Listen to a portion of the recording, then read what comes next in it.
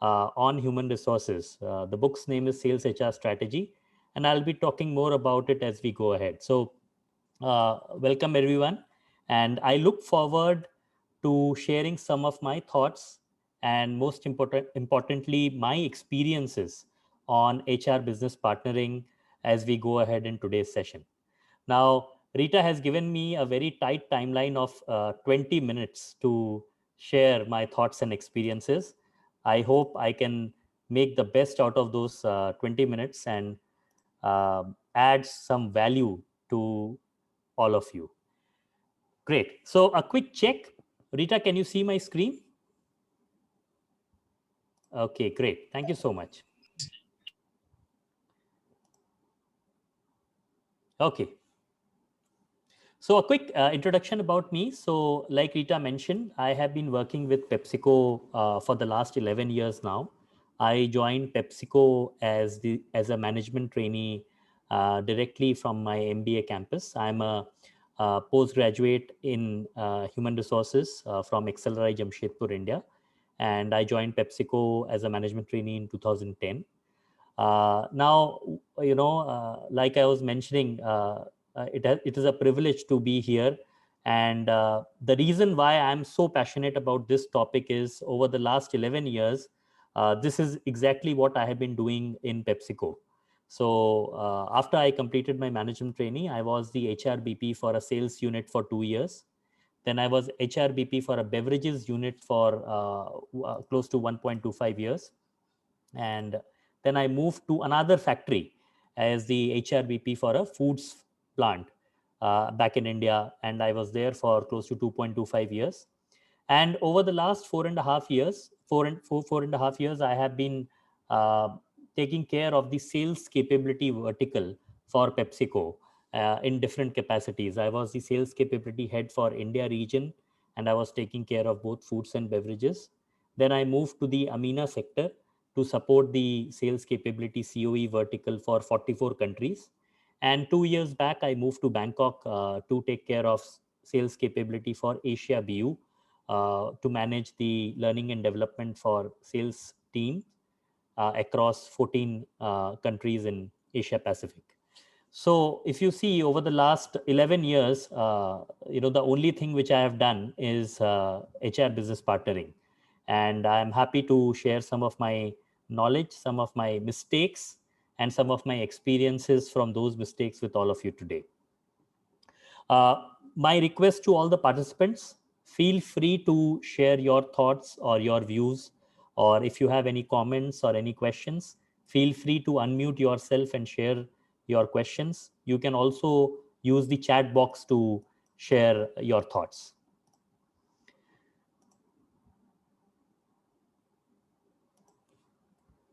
So I'll quickly share, about my book. I had the privilege of launching this book last year in May with the help of Asia HRM.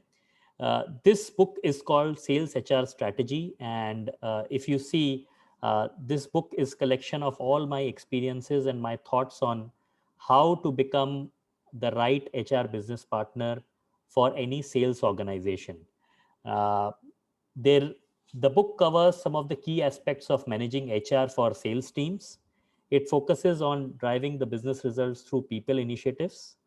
And this book can be read by HR professionals, business leaders, entrepreneurs who are setting up their own organization, as well as management students in HR. And you can access this book both in hard copy as well as the e version through Amazon, Flipkart, Lazada, and Pothi.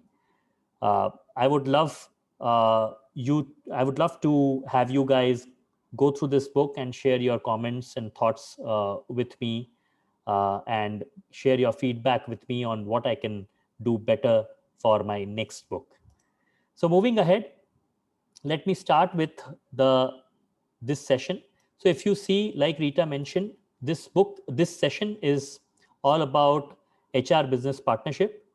uh, Apart from what I will share today, there will be some small team discussions with which Rita is going to host and talk more about as we go ahead. And then finally, we would want you guys to present back to us your thoughts about the various questions about HR business partnership. About my session, I will cover 4 key topics or 4 key questions. These are the questions which some of you had asked Rita to talk about in this session. So the first question is about what exactly is HR business partnering. Second question is how do we drive organizations' revenue while caring for the employee, especially when functions like HR are considered more as a cost center than a revenue center.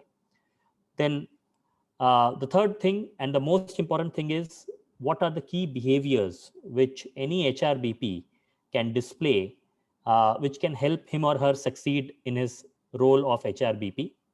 And finally, how can we transition from being an HR operational role to a strategic HR? So I will be sharing some of my thoughts around these 4 topics today. So let me start with the first topic. What is HR business partnering? Right? See, the easiest answer to this is people who have business acumen, people who can support the business leaders, drive business through HR policies, through HR systems and processes. They are the ones who are, known as HR business partner.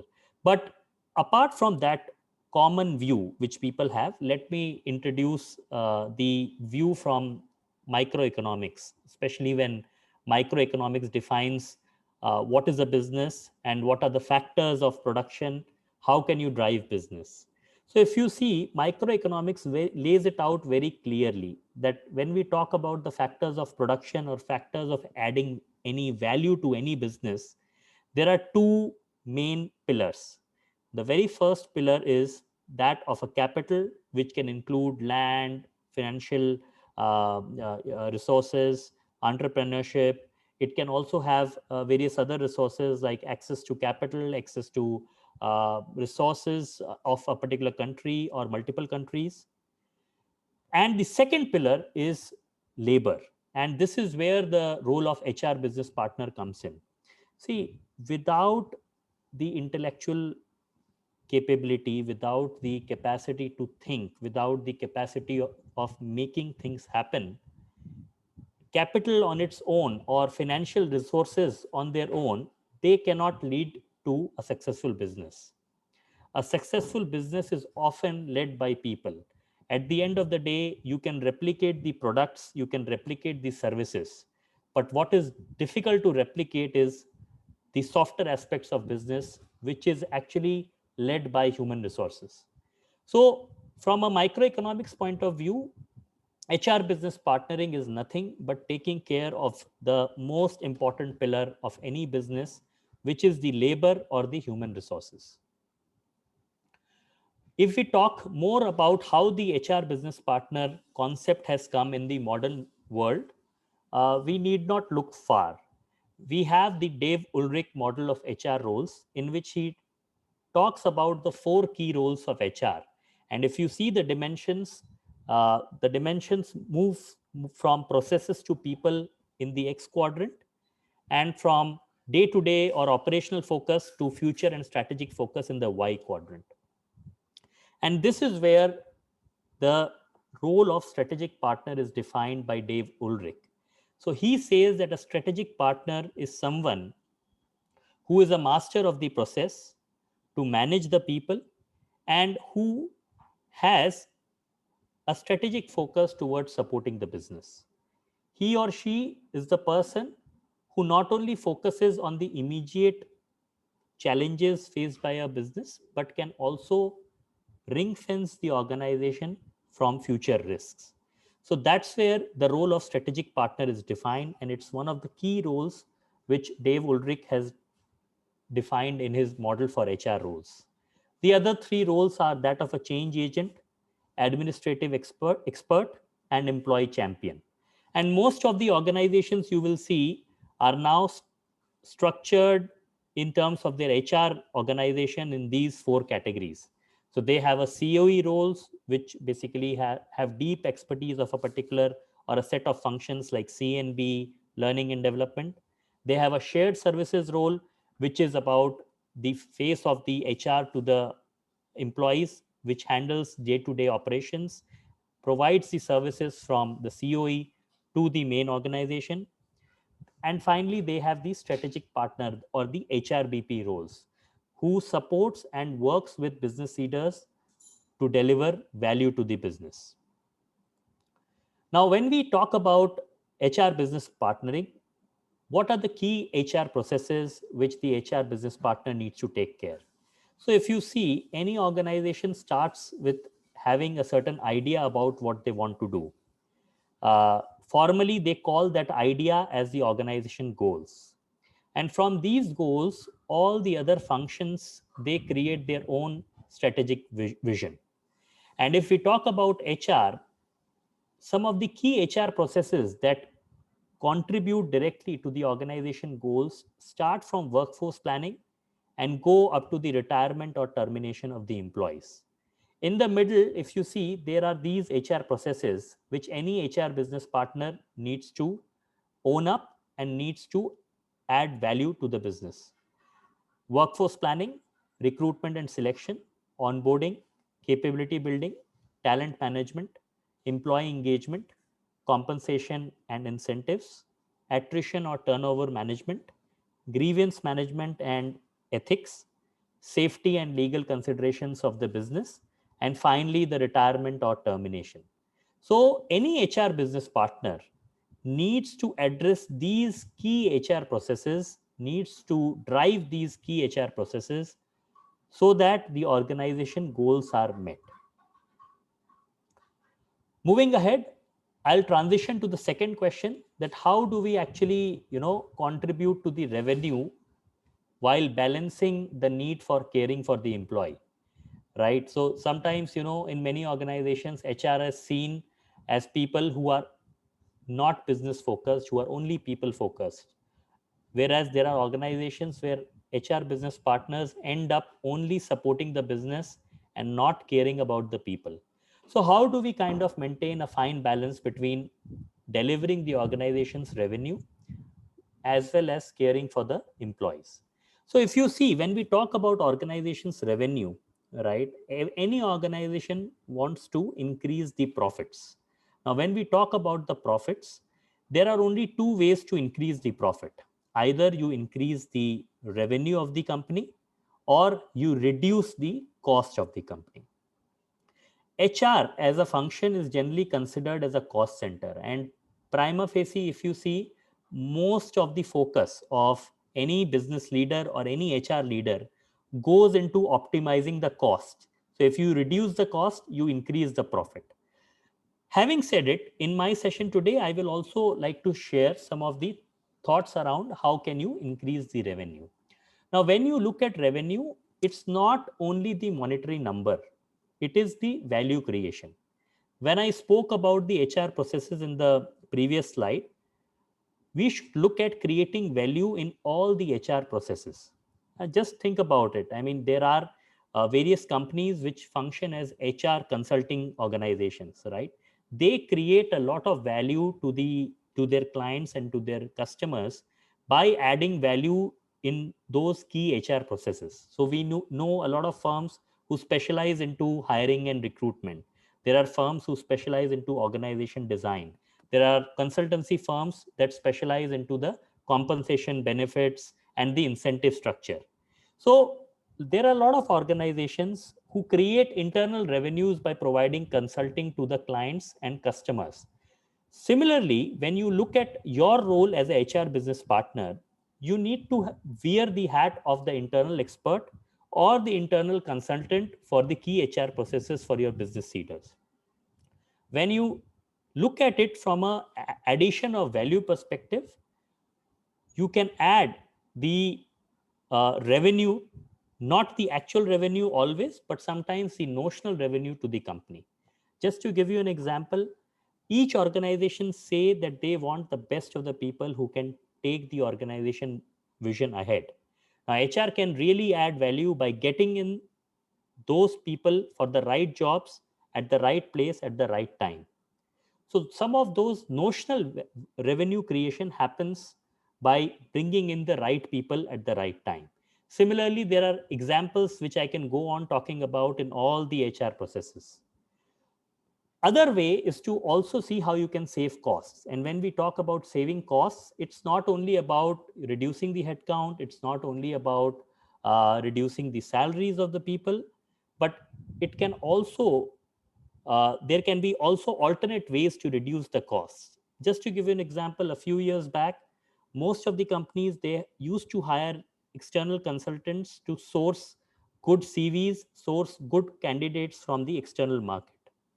These days, with the advent of social media, advent of websites like LinkedIn, you can easily source these profiles without incurring major costs. Some of the alternate ways in other functions, in other HR processes, can also help you save the cost and put the money in the right aspect. So saving costs can be other things, but saving costs doesn't only mean cutting headcount or cutting salaries. You can find out alternate ways of adding value. When we talk about caring for the people, it's very important to wear the hat of having an empathy towards employees. Generally, we end up being a manager, we end up being thinking that what is the right only for the organization. Now, whenever we wear the hat of people leaders, it's important to understand how people are going to perceive your actions, and if those actions are happening to you, how would you perceive them? And sometimes it is also important to give this perspective to business leaders. Similarly, when you talk about caring for the employees, we need to have the short term and the long term vision, and we should try to balance it with the right actions. And I'll just give you an example. These days, we see a lot of tech startups, and in the tech startups, first thing which people do is hire as many people as they want. Now, addition of headcount never translates into equivalent addition of revenues. So, as a HR business partner, we need to coach, and sometimes we need to add value to our business leaders by telling them not to go on a hiring spree at the at the beginning. We need to optimize the hiring in such a way that we are able to balance between the short term and long term. Many organizations, when they hire a lot of people in one go, after a few months, when they don't see an equivalent increase in revenues, they end up resorting to measures like laying off or cutting the headcount, which of course brings in a lot of disrepute to the organization.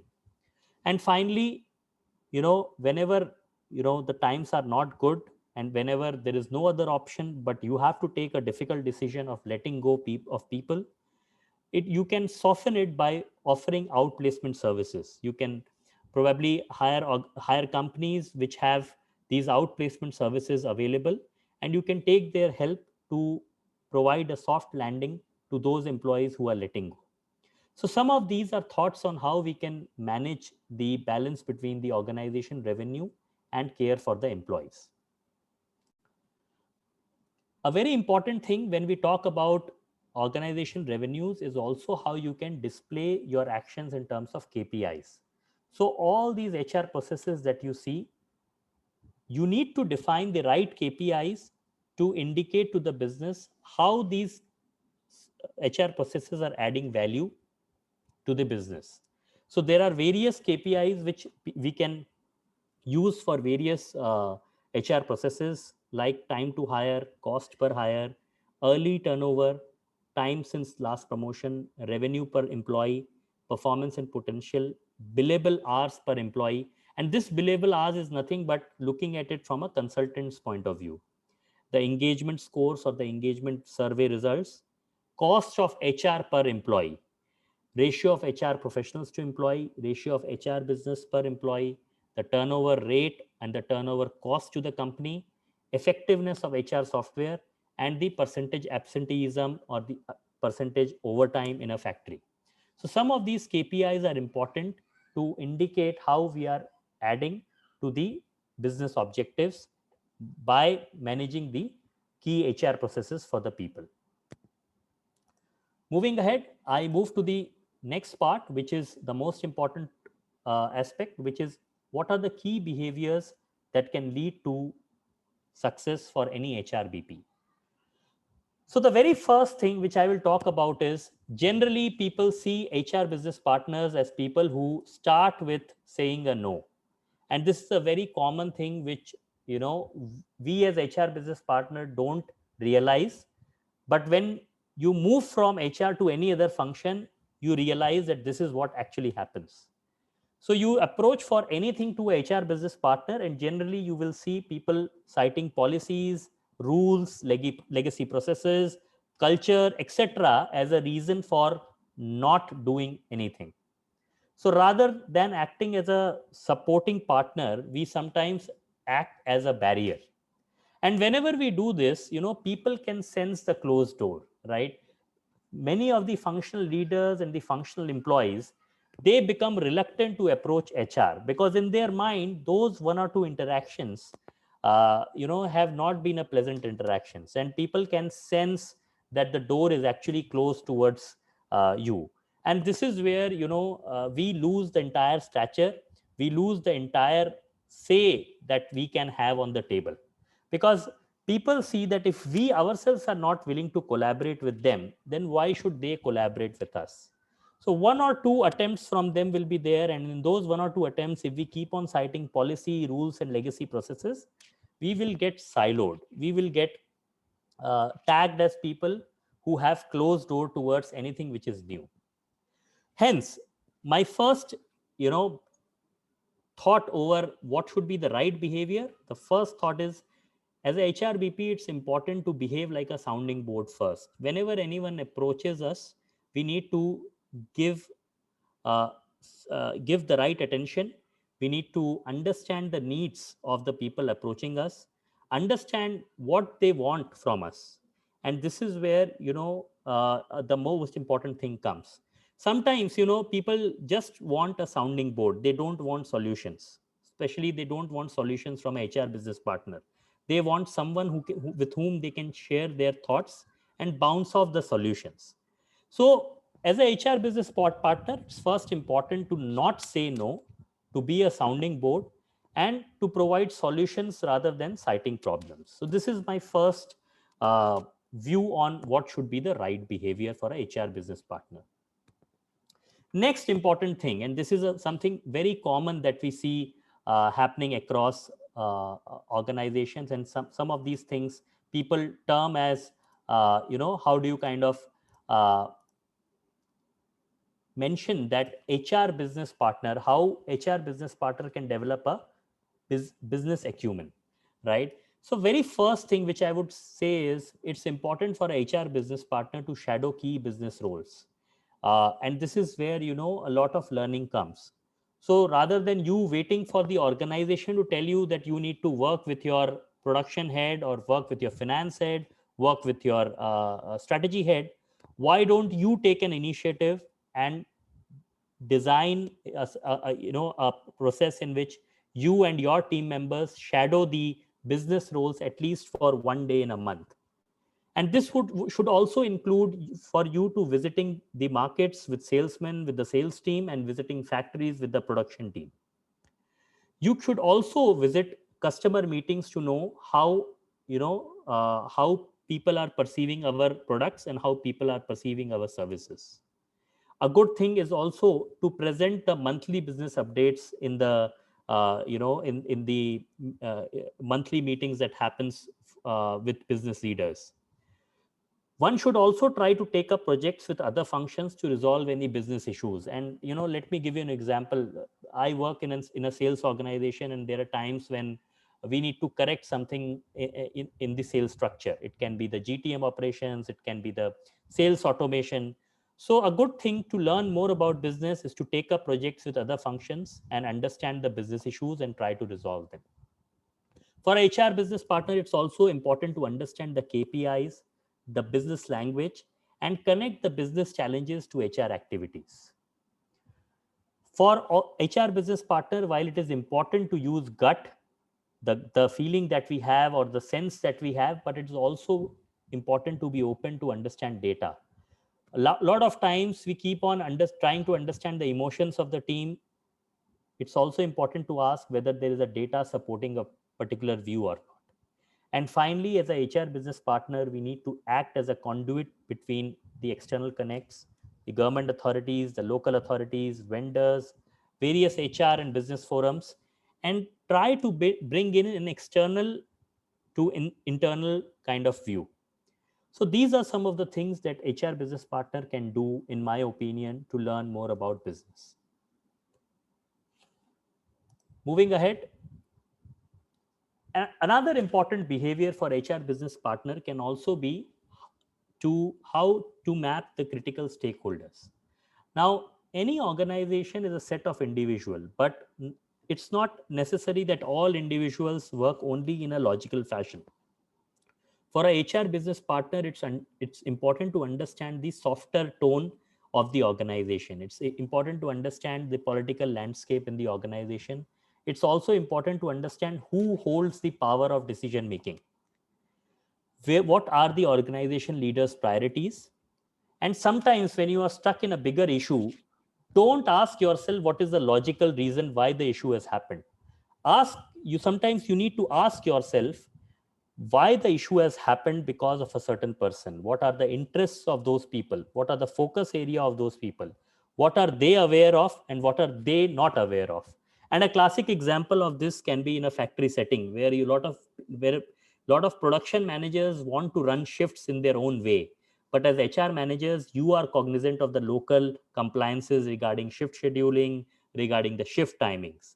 Sometimes it is your duty to make people aware of what are the local norms and rules, and make people aware of, if you are pushing back on something, what is the reason behind it.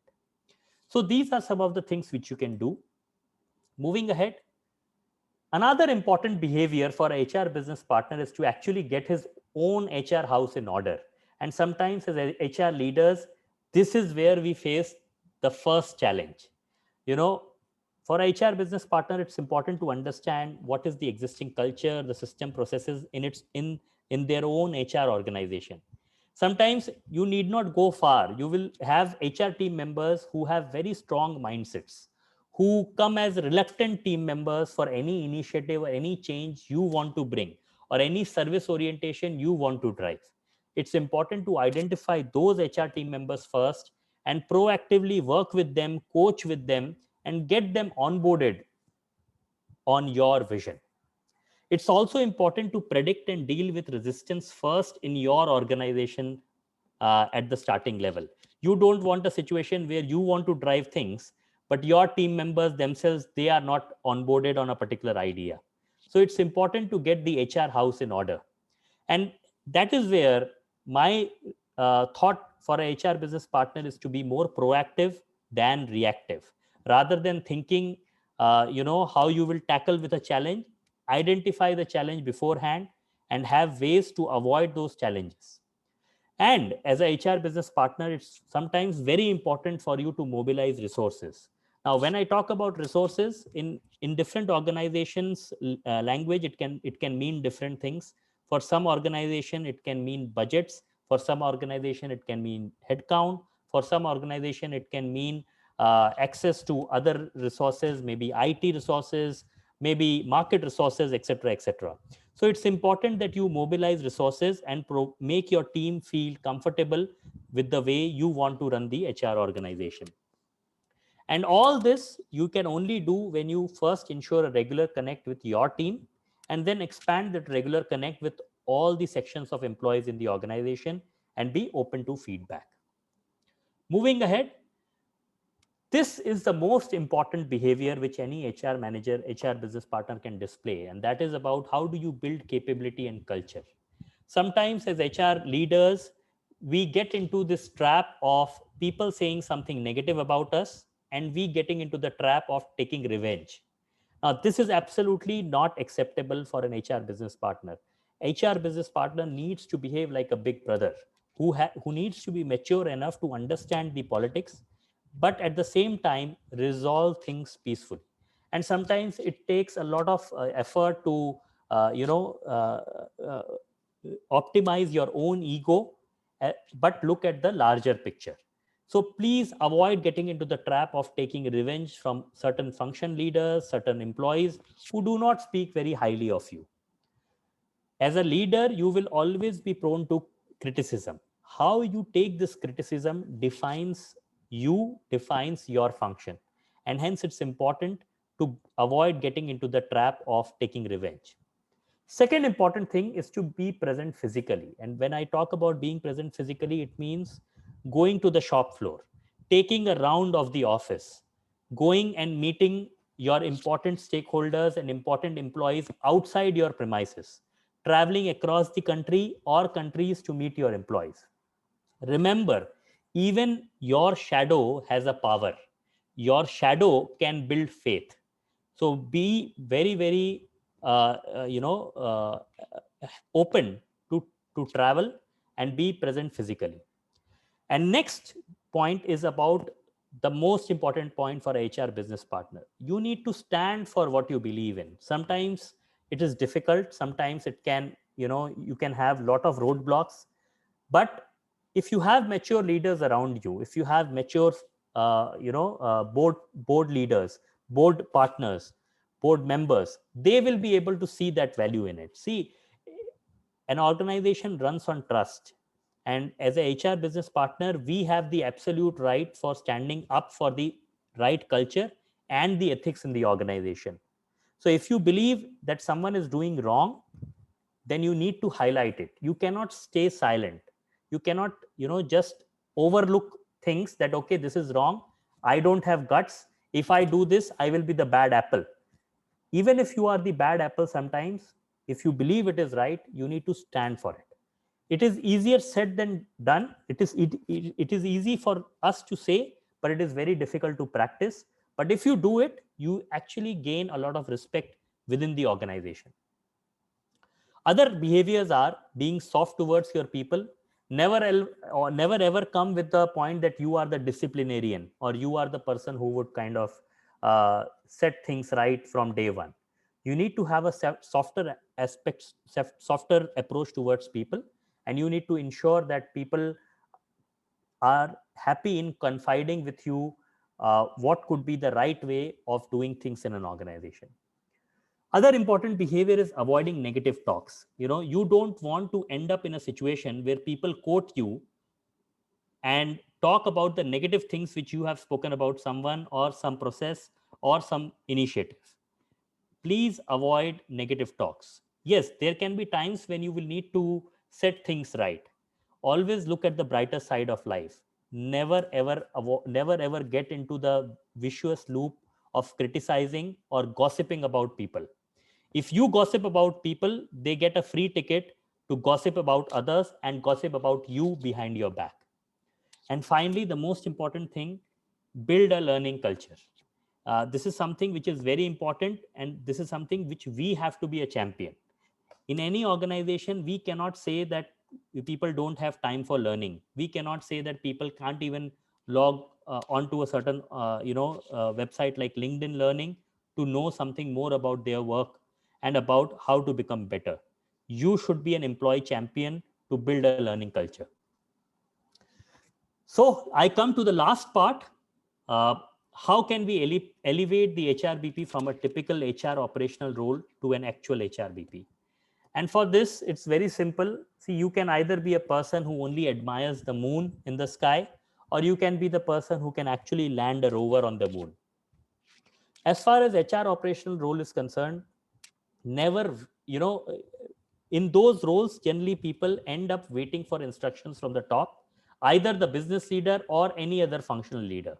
If you are doing that, what is happening is you are diminishing your role itself. You are reducing your stature and you are just looking for others for direction. So rather than waiting for instruction, you can become a strategic HRBP by having your own thoughts, by expressing your own views on how to achieve a certain goal for the organization. And in order to do this, first you need to have a business acumen. You need to understand the culture, capability, and all the other behaviors which I talked about in my previous slides.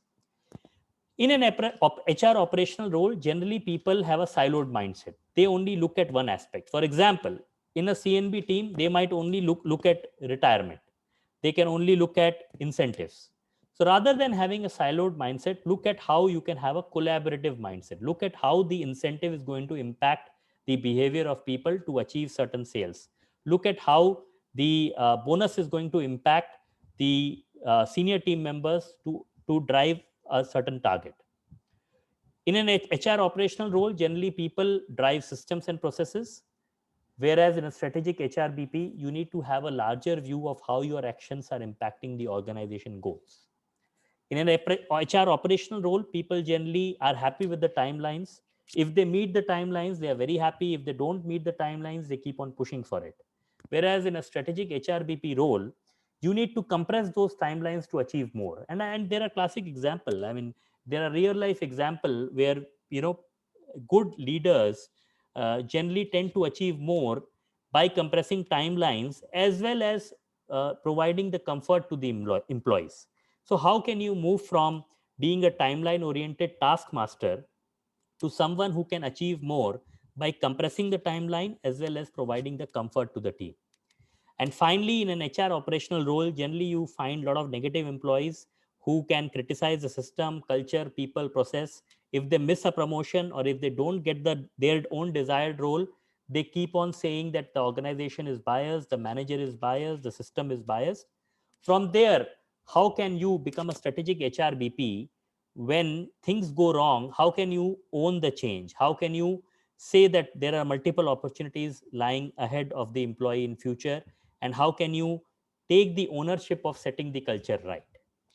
So these are some of the shifts in the mindset that we need to do if we actually want to come out of the HR operational role and move into the strategic HRBP role.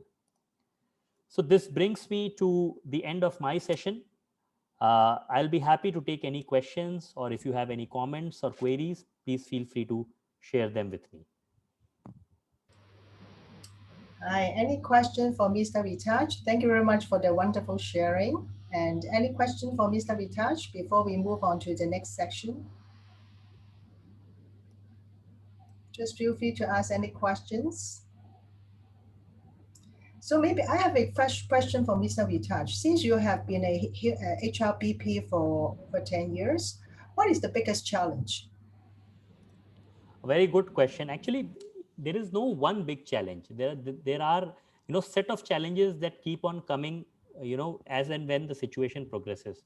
But I think the very one big challenge which I will say is, how can you have your say on the table, right? Anything that impacts people, none of the business leaders should take decisions unanimously. If anything is impacting the people, first thing that should come in the business leader's mind is, I need to consult my HRBP.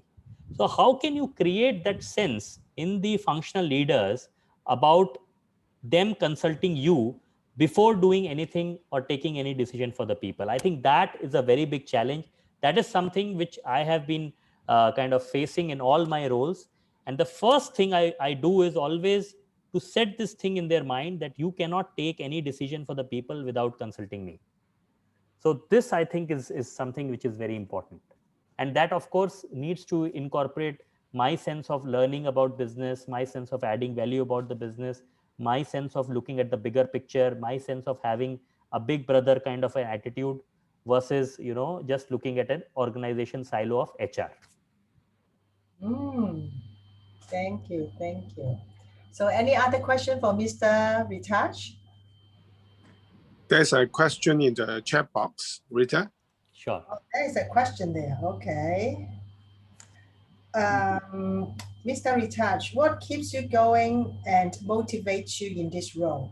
Wow, very good question, from Swan. Very good question, Swan. You know, I really appreciate this.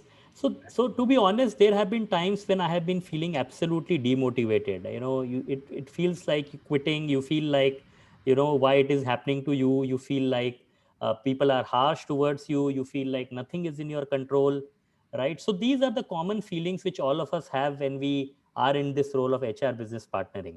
But I'll tell you, what motivates me. See, my overall, goal in life is to touch as many lives as I can through my work and through my existence on this earth, right? So, even if I am not working, I would like to do something which is impacting and adding value to as many lives as possible.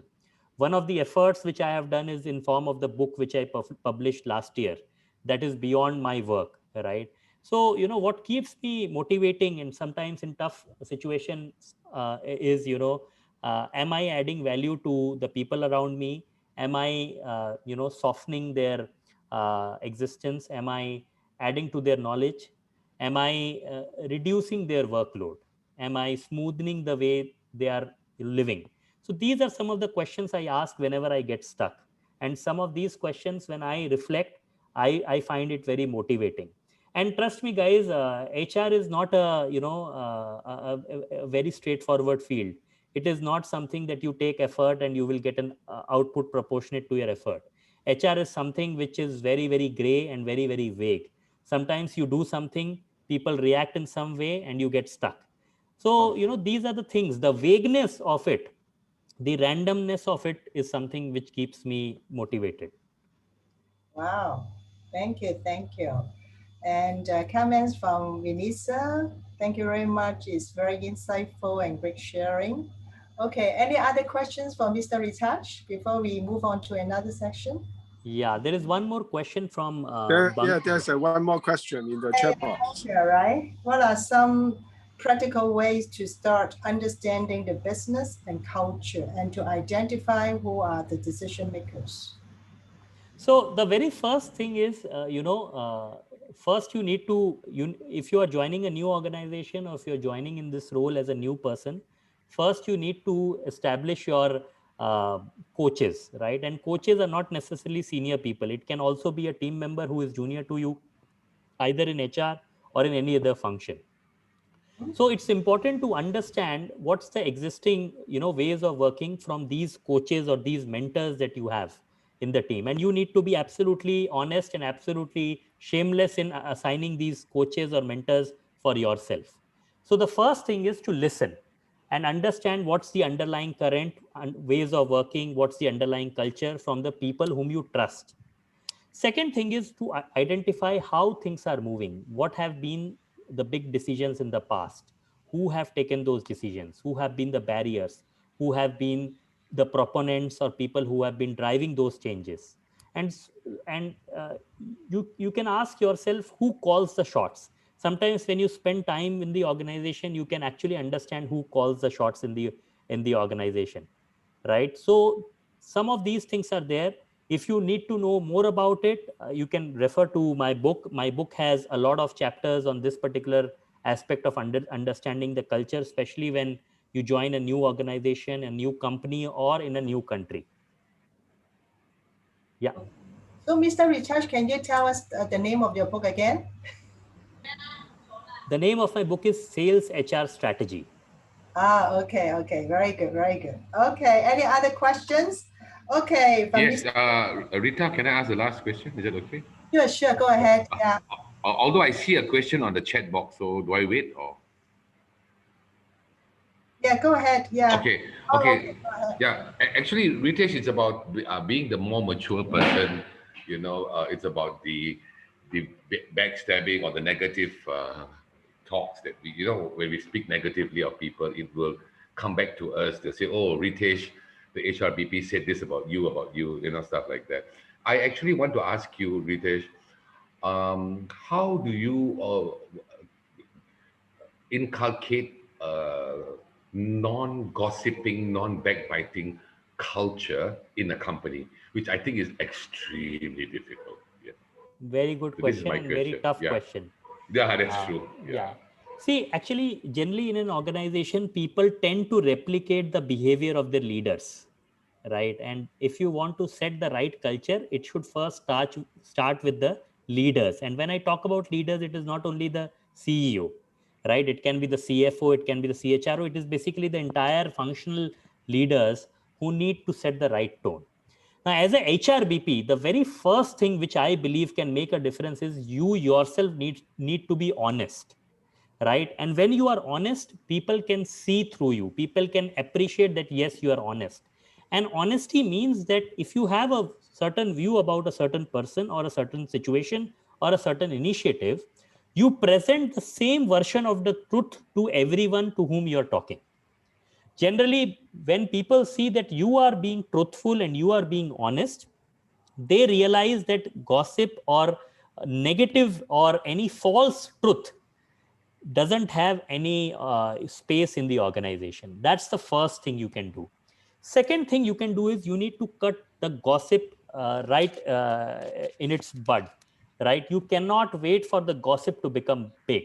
And let me give you an example. There was a time in the organization when there were rumors that I have quit my organization, right? So there were and it was happening in a factory. There were contract labor coming to me and asking me, sir, we have heard that you are going to another organization. So some of these gossips, they come back to you, right? And whenever you hear some of these things, you need to go upfront and you need to tell them that this is false, right? And this is not what is the truth, and this is just a gossip. So sometimes you need to address the gossip right on its face. But having said it, there are times when you cannot avoid it. See, we are people, right? We are managing people. People have their own views. A same person can touch the elephant's trunk and can say it's a rope. The other person can touch the elephant's legs and they can say it's a pillar. So like this, when we look at it, for each action that you take, the employees in the organization can have a different view. You cannot cut the gossip short every time. But if you are honest, if you are truthful, if people get a sense that you call a spade and you have the same version of truth with everyone, then slowly and slowly the culture keeps on changing. So they tend to replicate you, they tend to model you. So have a very clear line of sight for yourself and for your team, and that's how the culture change is going to be driven.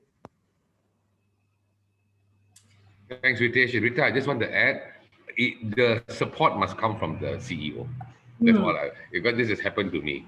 Because the CEO, in my case, he was very encouraging of the staff and the managers to actually gossip about each other and to come to him and stuff. So he was the purveyor of the negativity, and so I was quite crestfallen. I just want to share this with you. Very difficult situation to be in. In fact, in some of my roles, I had faced situations like this, where the tone from the top itself is to gossip. It's a very difficult situation to be in, but let me assure you that our role is also to coach the CEOs, right? We cannot be a blind spectator to what CEOs are doing. And there are numerous examples. If you look at, last year, some of the big companies have examples where the HR manager was silent, CEO was running his own way of doing things, and which was not very ethical, right? Because the HR manager kept silent, the entire organization had to pay the penalty, right? And some of these penalties are not only in form of,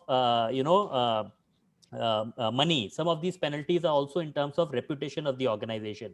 So as a HR BP and as a CHRO, we have our role to coach the CEO as well. We need to tell them that they cannot continue with this behavior. Yeah, agree. Fully agree. Yeah, agree. So in the interest of time, I think we'll stop here for Mr. Ritesh to take questions. But at the moment, we still have Jacka's question. We'll leave Jacka's question at the very end of the session, okay? So let's move on to the team discussion, okay? So for the team discussion, I'm going to divide all of you into 4 teams, okay? We are going to put you into 4 rooms.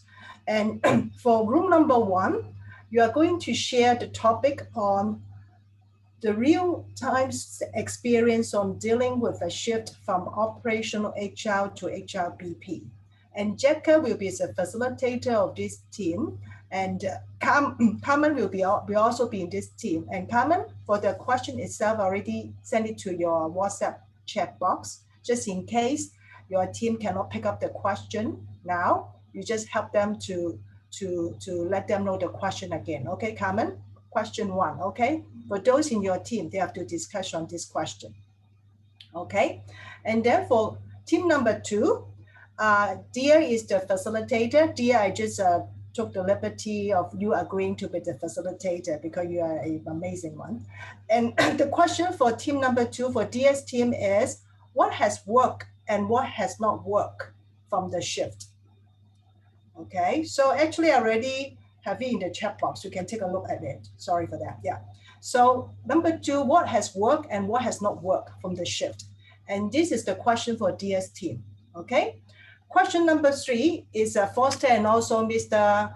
Ritaj team, how to transform from passive to assertive or revenue generators change agent.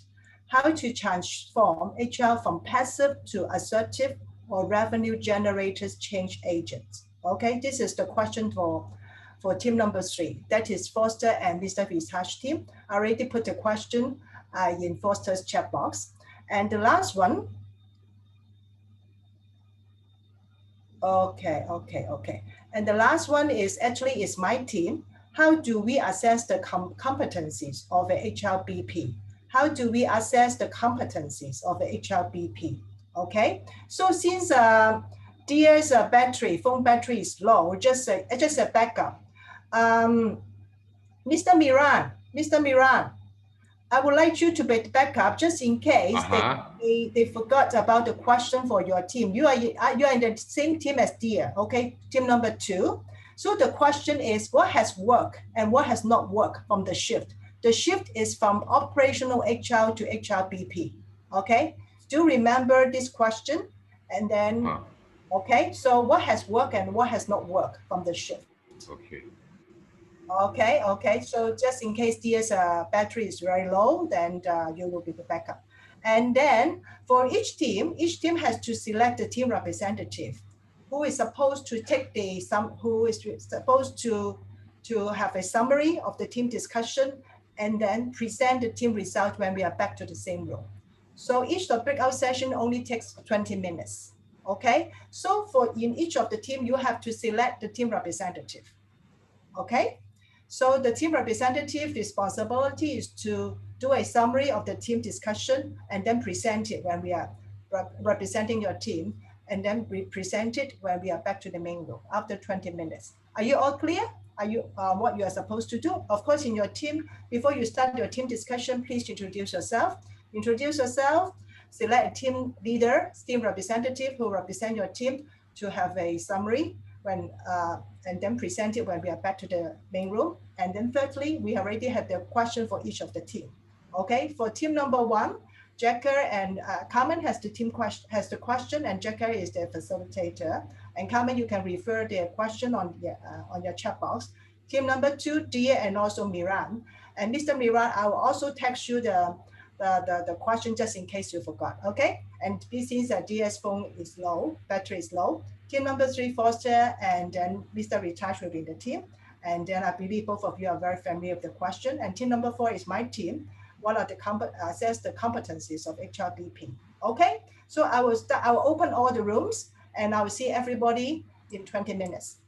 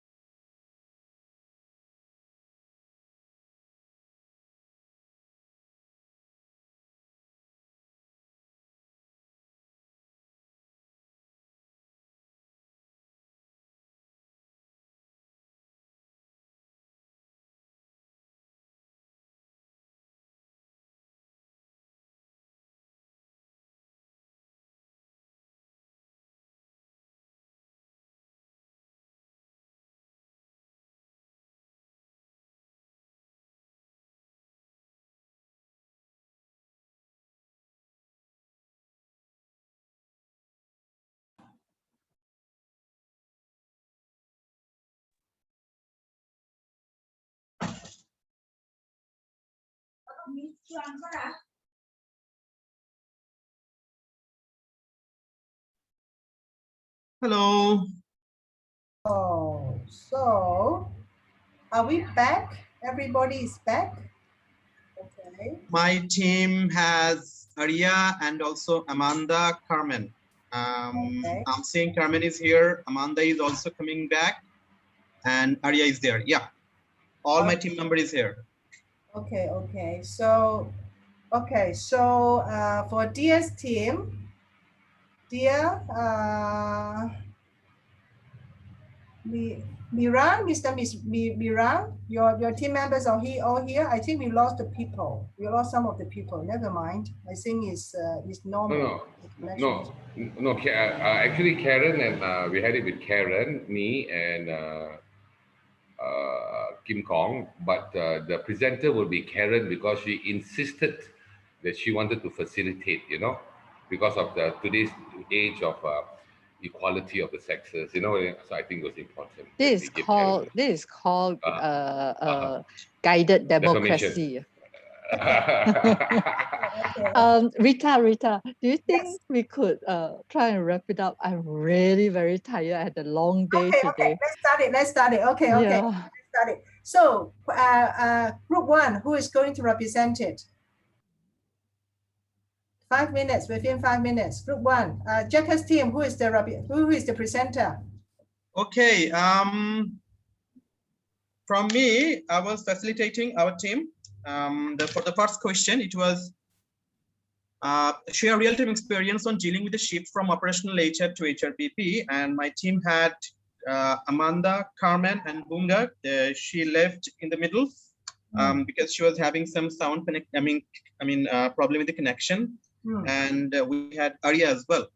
So throughout the discussion, we had the summary being done from Amanda. It was the transition period from operational HR to HRBP should be mindset and also decision-making process. So the mindset would be most important. That comes in the first, that from transitional operational HR to HRBP, the mindset should be different. And for the second part is decision-making process. For the people who is transitioning from operational HR to HRBP, has to have the decision-making process should be more practical and more clear. From Arya, the HRBP should have the business acumen capability, because the HR is not a cost center anymore, because HRBP plays a role of profit center as well, because it's also generate the revenue. So HRBP would act relevant, would act a bridge department, also bridging between the functional departments like sales department or finance department. So it is also a key part of making the KPIs and also a planning of the headcounts as well. So it will act as a very integral part of all other functional departments to propose the functionality in front of the employers. Yeah, that's the summary of my team as well. Yeah, thank you. Thank you. Group two, what has worked and what has not worked from the shift from operational HR to HRBP? One thing for sure, we know that it's a pretty new concept, and basically for it to be successful, the operational and administrative work of the HR has got to go somewhere, either through outsourcing or if there's a backroom team to support it. We also talked about, some it's not only within the HR community, it's also the business partners that we deal with. They also have to understand what is our scope, that we are no longer, pushing papers, just doing all the administrative stuff, but actually we want to play a role to be a business partner, meaning we sit in at all the operational meetings and understand the challenges that they go through, and also get to know what are the objectives so that we can work through the whole process, like how Ritesh has just shared, like right down from manpower planning to getting the right people in and managing the talent and engaging the employees. I think basically I think basically that's our input. Thank you. Thank you. Okay, so group number 3, Mr. Ritash team, the question, how to transform from passive to assertive or revenue generators change agent? Who is the representative? It will be me, Rita. Thank you. Hi, everyone. I'm Swan. All right. From our team, I think first and foremost, when we talk about revenue, we are looking at indirect revenue, right? The gist of it is that we talk a lot about cost containment. Yeah, that's our role, to look at cost containment. Of course, first and foremost, we must understand business, and being meticulous in our planning is also one of the requirements, right? So our team members, Mr. Ritesh, Foster, Stephen, and Shatil, each have very interesting strategy from where each of us are based. For Stephen, in the HR regional role, interestingly, he has for him, it's driving the internal metrics, especially how to improve staff retention, attraction. Of course, it all boils down into branding. Yeah. And then for Foster, he's got interesting strategy where he encourage his clients to set up their own training school. That in a way will actually give his clients the competitive edge. Yeah. As for Satil, he's very meticulous in the planning in regards to workforce planning, but of course, first by understanding the business and then having the right people, right cost, the 5-6 rights, and right people, right place at the right location. Yeah. So that is how our team look at our role in cost containment that can contribute to the indirect revenue generation. Yeah. Thank you, Rita. Back to you. Thank you, Swan. And the last one, last but not the least, the last group, Mr. Risna, right? And the question was, what are the core competencies of HRBP? Mr. Risna? Yeah, Rita. And hi, everyone. Yeah. Our group is looking at the core competencies of the HRBP, and we come up with several ideas which would be good for the HRBP. The first one, the HRBP should have good communication skill, because he would be the person who communicate to everyone across the organization. So it's very important for him to play a role and communicate from the top to the frontline staff. The second thing, he should have the people skill, where he understands the people, he know how to work well with the people. Like the presenter said, he should understand where the power comes from. And also he is the one who should understand well about the business, so that he could advise the business, or she could also contribute the HR strategic link in order to achieve the business goal. He also the trusted advisor, where the employee, the people in the organization feel free to come to him and asking for the advice and asking for the suggestion to do something related to the business or to the HR itself. Also, the another core competency should be the strategic partner, where the HR could link the HR activity or the strategic HR and link with the strategic goals of the organization, and to try and achieve it together. Moreover, he should have the right mindset in order to support the business, support the people. He should be very positive toward something. Like the presenter said, he or she should look at the root cause rather than the problem itself, and also trying not to cite the policy, but actually trying to understand the people or understand the problem first. And he also the good partnership, meaning he worked well with all levels of the organization, all levels of the people and across the department. And one of the important thing is he should be the person who is flexible in any kinds of situation, but be able to be trusted by the people. And moreover, the views from the people to the HRBP should be the partner, not just the policeman who just watching over the people who are making the mistake or commit the mistake. This is what we discuss for the core competencies of the HRBP. Maybe Rita and Kalina can add if I miss something. No, you did not miss any. You didn't miss out anything. Your report was very comprehensive. Thank you. So just for the presenters who just presented for your team, can you please send your notes to me so that I can incorporate in the file, and after that I'll send it to each of participants. So any other questions like Jacka, or you just have a question for Mr. Vitaj? Anybody have questions? Yeah. Thank you for giving me the floor, because I had the question for Mr. Ritesh. Hi, Mr. Ritesh. This is Jakir from Bangladesh. How are you? Because I've joined the session very late. I came from my work lately, but still I've got the question for you. That is, I will write it down. How can we differentiate this HRBP role from HR manager in organization? And can't HR managers be the HRBP, not principally incorporating the HRBP role declared officially in the organization? What do you think?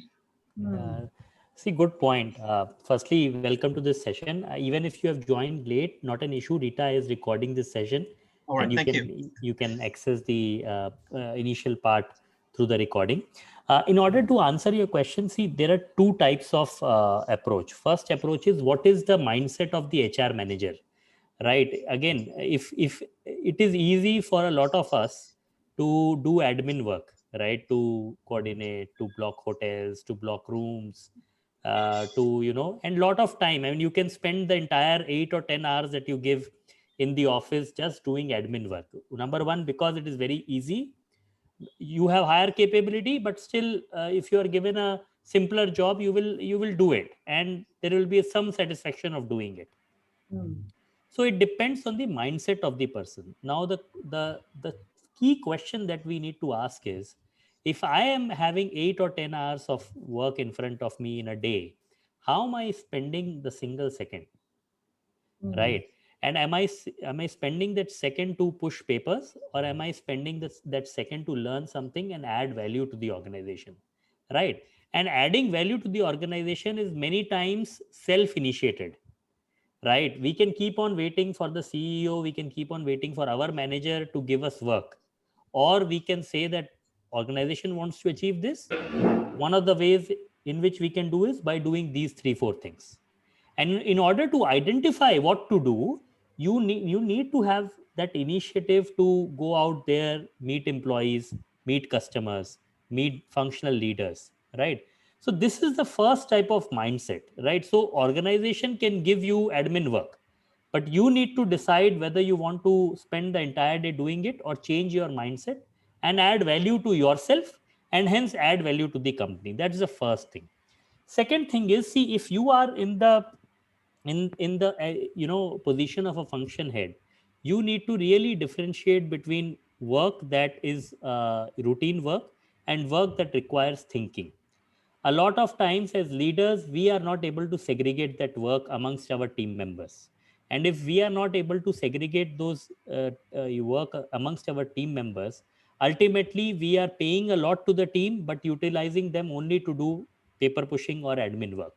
So the way the work has to be designed is also something which the organization and the leaders need to think. To summarize, first thing is the mindset shift of the HR manager. Second is the mindset shift of the organization leaders. These are the two things in which we can really, bring about the change. Wow, mindset shift of the HR and also HR person, and mindset shift of the leaders. Thank you, Mr. Ritesh. Very nicely explained the things that I wanted to know. Because in Bangladesh, it is very unfamiliar, the HRBP role. I think it is very unclear for the employers even. what HLBP actually plays a role in the organization. So let's see how things moves on in Bangladesh. All right. Thank you, Mr. Sure. Ritesh. Yes, no more questions from me, Rita. Thank you, Mr. Jekka. So any other questions? No, I think we are tired. Just want to make a comment. Is it okay, Rita? Sure. So Yeah. before we close the session, should we take a group picture by everybody showing their face?